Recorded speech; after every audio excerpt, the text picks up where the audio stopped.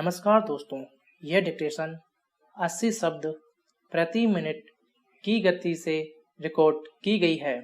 Dictation शुरू होने में शेष हैं 5 सेकंड।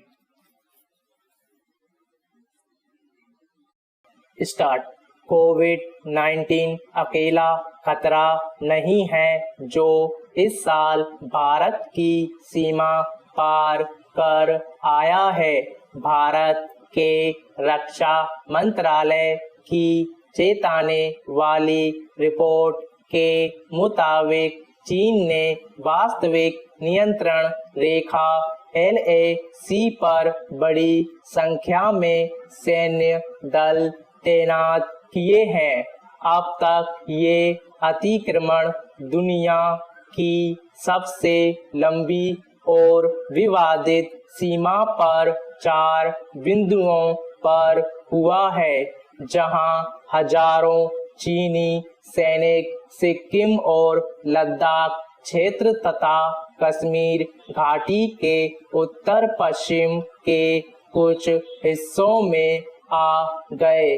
भारत को चीन से 1962 के युद्ध में मिली हार के बावजूद चीन और भारत लगभग आधी सदी से अपनी साझा सीमा पर विवाद का निपटारा होने तक असहज लेकिन साध्य व्यवस्था बनाए रखने में सफल रहे हैं।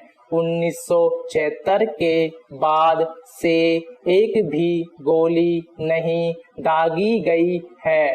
दोनों देश LAC कहाँ हैं, इस बारे में अपने अलग अलग दृष्टिकोणों का हवाला देते हुए एक दूसरे की सेनाओं के मूवमेंट को कमतर बताते रहे हैं, जबकि LAC का कभी आधिकारिक सीमांकन हुआ ही नहीं।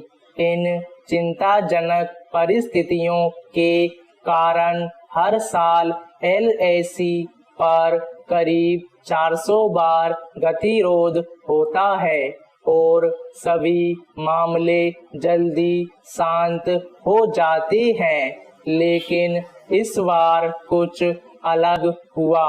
ऐसा बताया गया कि चीन उन क्षेत्रों तक पहुंच गया जिन्हें वह खुद पारंपरिक रूप से भारत का हिस्सा मानता था।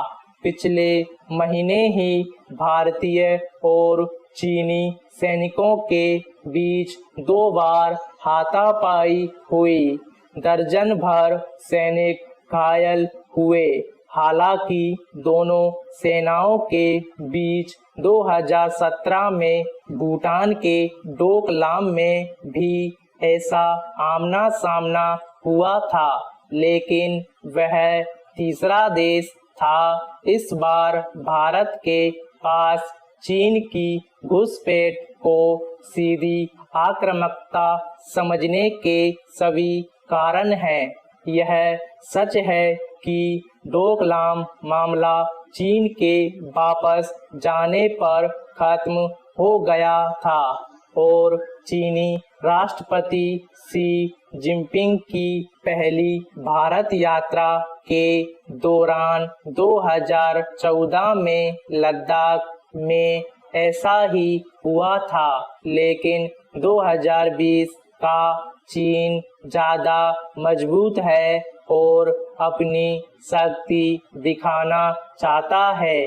अब कुछ हिस्सों से चीनी सेनाओं के हटने की खबरें आ रही हैं, लेकिन फिर भी दुनिया ध्यान दे रही है। चीनी अधिकारियों के इस बयान की स्थिति स्थिर और नियंत्रित है के बावजूद US सेक्रेटरी माइक पोम्पियो और रूस ने चिंता जताई है, लेकिन समस्या यह नहीं है कि चीन किसी युद्ध की या सैन्य अभियान की योजना बना रहा है।